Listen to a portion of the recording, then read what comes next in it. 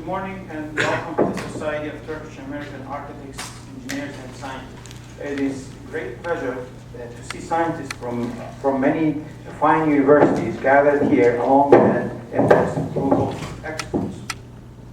Thank you for generously sharing your time by joining us today in this conference to discuss your projects, thoughts, and findings.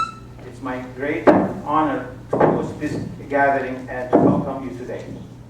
I would like to take this opportunity to thank my team, and in particular Dr. Tunç and Dr. Erdoğan, for their effort and time in putting this conference together.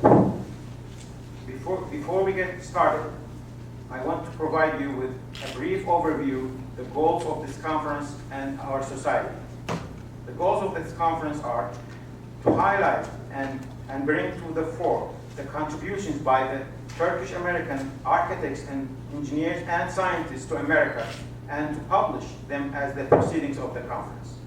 To present the proceedings to U.S. officials to enhance their appreciation of what these Turkish American scientists have contributed to our society, to both our societies. To establish a network and stimulate the friendship among the Turkish American scientist community, and to honor these architects, engineers, and scientists who have made many valuable accomplishments in their fields. It's my great pleasure to serve as the president of MIM Society, and I appreciate your anticipated support and assistance, which will add many more successful years to MIM's history.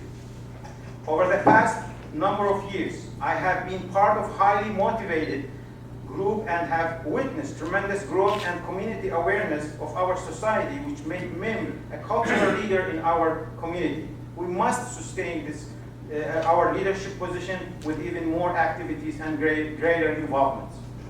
Since its establishment in 1970, MIM experienced success based on a teamwork philosophy and good communication between the members and friends, and by encouraging volunteers to participate in various committees that were created to organize MIM's activities. As such, we have created a fundamental structure of have identified successfully implemented projects such as today's conference. Our ultimate success, however, will be accomplished only with your support and contributions.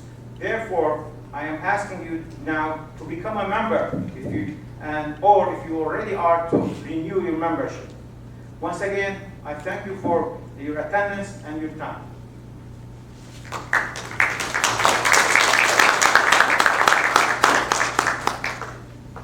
I would like to introduce our first speaker, Dr. Aziz Sancar. And Dr. Sancar is distinguished professor of biochemistry and biophysics at the University of North Carolina School of Medicine. He was born in Sahur, Mardin, Turkey in 1946. He obtained his primary and secondary education in Sahur and Mardin. He received an MD degree in 1969 from the Istanbul University School of Medicine and a PhD degree in molecular biology in 1977 from the University of Texas at Dallas. He did postdoctoral research at Yale University in the period of 1977 and 1982, and joined the faculty of the University of North Carolina in 1982.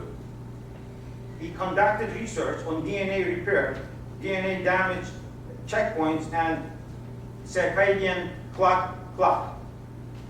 Dr. Sancar is the recipient of the Presidential Young Investigator Award, USA, American Society of Photobiology Award, TÜBİTAK Research Award, and the Vavy Koç Prize in Medicine.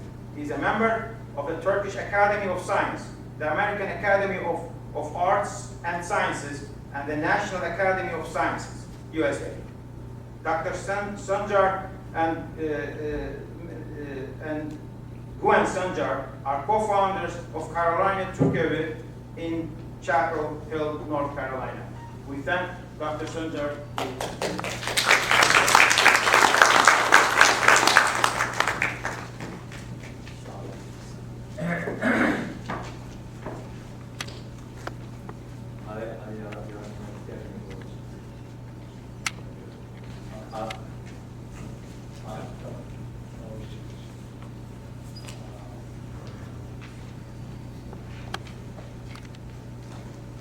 summary, I think just the last 2 points. Excision repair in mice exhibit daily rhythmicity with the maximum at 5 p.m. and minimum at 5 a.m. And in mice, the same UV dose is 5 times more carcinogenic in the morning than in the afternoon. Well, this is in mice. We have the opposite phase of mice, and therefore in humans you would expect it to be different. And so here I'm comparing the human and mice responses. So in humans, the repair is shown in green. Is low in the morning, and therefore exposure to sunlight is carcinogenic.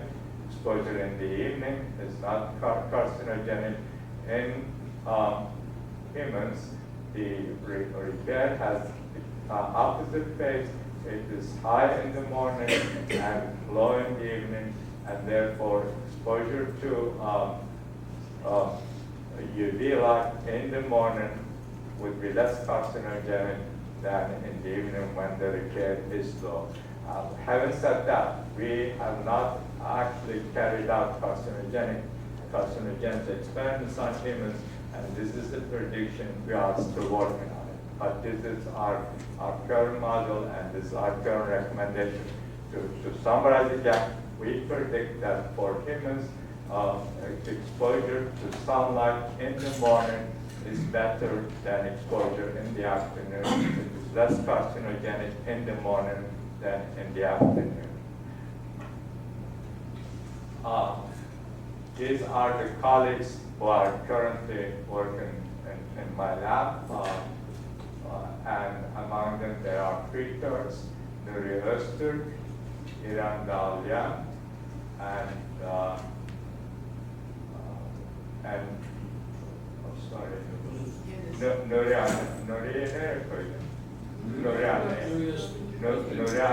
Nuri Öztürk, and İrem Dalyan. These are the 3 Turks. And over the years, I have had many Turks working in my lab, and they are listed here. And I'm sure some of you will recognize the flag in the background. And they range from Urumqi, Doğu Turkestan, Turkmenistan, to where is it? Selçuklu, Varna, Bulgaristan, Çin Seddi'nden Tırnaklılarına kadar. Our appreciation, Dr. Sancar's contributions to science. I would like to present this back to him.